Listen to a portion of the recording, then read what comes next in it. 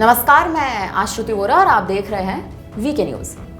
पाकिस्तान में चुनाव प्रचार का शोर अब थम चुका है। 8 फरवरी को पाकिस्तान में चुनाव होने हैं, लेकिन पाकिस्तान की हालत इतनी खराब है कि चुनाव तो छोड़ो, पाकिस्तान में 2 वक्त की रोटी खाने के लिए भी अब आम जनता के पास पैसे नहीं है। और ऐसी किल्लत के समय में भी पाकिस्तान चुनाव करने की पूरी तैयारियां कर चुका है। पाकिस्तान के सभी राजनीतिक दलों ने पाक के वोटर्स को लुभाने के लिए सभी चुनावी फंडे अपना लिए हैं, लेकिन इन सभी चुनावी फंडों में कुछ ऐसे वादे पाक के नेताओं ने जनता से करे हैं जिसे सुनकर आप भी हैरान रह जाएंगे। जी हां, जो वादे, जो कस्में पाक के नेताओं ने इस चुनाव में खाई हैं, वो हूबहू पीएम मोदी की चुनावी जीत के फंडे जैसी हैं। यानी जो हम आपको कहते आए हैं कि पीएम मोदी पूरी दुनिया में छाए हुए हैं, उसका ये प्रमाण बेहद साफ है कि पाकिस्तान जैसा दुश्मन मुल्क भी अब पीएम मोदी का मुरीद हो चला है, कि अपने चुनाव में भी पीएम मोदी की चुनावी टेक्निक अपना रहा है।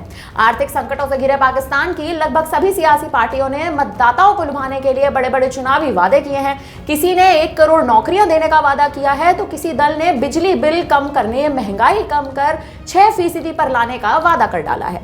और ये सभी वादे एक समय पर बीजेपी की सरकार ने भी पीएम मोदी के नेतृत्व में जनता से किए थे। सीधे तौर पर कहें तो पाकिस्तान की सरकार ने इन वादों को कॉपी कर लिया है और अब पीएम के नक्शे कदम पर चलने की कोशिश पाकिस्तान में की जा रही है। पाकिस्तान के तमाम राजनीतिक दल जैसे पीएमएलएन, पीपीपी और पीटीआई के चुनावी घोषणा पत्रों का विश्लेषण करने पर पता चलता है कि पाकिस्तान के सभी सियासी दलों पर भारत के पीएम मोदी की चुनावी जीत, चुनावी फंडों का असर दिख रहा है। यानी कि जिस तरह से 2014 में नरेंद्र मोदी ने अच्छे दिन का सपना जनता को दिखाया था और महंगाई, बेरोजगारी, गरीबी, भ्रष्टाचार जैसे कई मुद्दों पर अपना गौर फरमाया था, उसी तरह के चुनावी मुद्दों को अब पाकिस्तान के तमाम राजनीतिक दलों की तरफ से इन मुद्दों पर गौर किया जा रहा है। बात करें पूर्व पीएम नवाज शरीफ की पार्टी पीएमएलएन की, तो बता दें कि लंबे इंतजार के बाद 27 जनवरी को पार्टी ने अपना चुनावी घोषणा पत्र जारी किया था। पार्टी ने पाकिस्तान को आर्थिक संकट की स्थिति से बाहर निकालने के लिए एक लंबी श्रृंखला पेश की है, जिसके तहत महंगाई की दर को 2027 तक 6% की दर तक नीचे लाने का वादा किया गया है। वहीं नवाज शरीफ की ही पार्टी ने अपने घोषणा पत्र में एक और बड़ा चुनावी वादा किया है।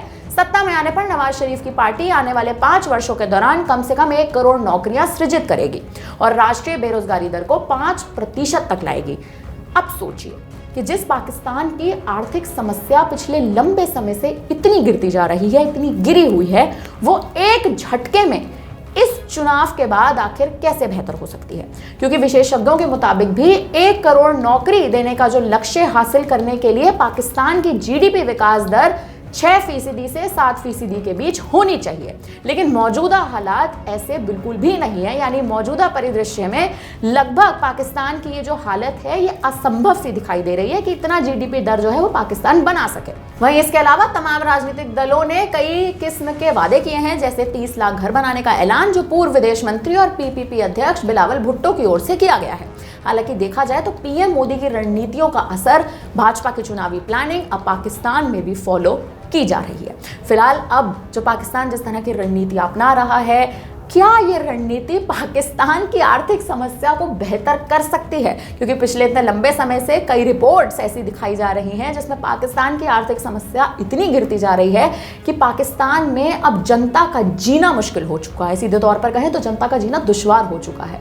तो क्या जनता के विकास के लिए अब पाकिस्तान में जो चुनाव है, क्या इस चुनाव के बाद जो अब सरकार पाकिस्तान में बनने जा रही है, क्या उस सरकार के बनने से पाकिस्तान की जनता को कोई फायदा मिलेगा या नहीं मिलेगा, ये तो वक्त ही बताएगा। लेकिन पाकिस्तान की जो रणनीति है वो इस समय ऐसी है कि पीएम मोदी की रणनीतियों पर उसे फॉलो किया जा रहा है। फिलहाल इस खबर पर आप क्या कहेंगे, हमें कमेंट करके अपनी राय जरूर दीजिएगा। धन्यवाद।